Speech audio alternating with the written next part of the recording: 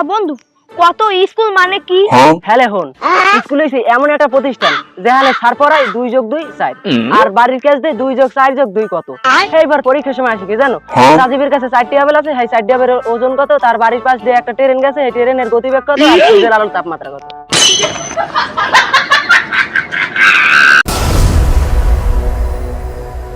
এই তোমরা বসো, এই 3 মাস ধরে তোমাকে ট্রেনিং দিলাম, এই পাগল তিনটার কি অবস্থা?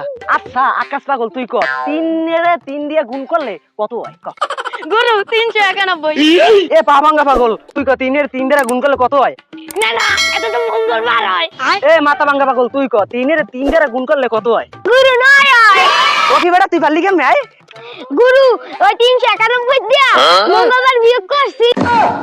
এই চিন্তা করলে জীবনে ভালো লাগছে না, যাই ইন্ডিয়া।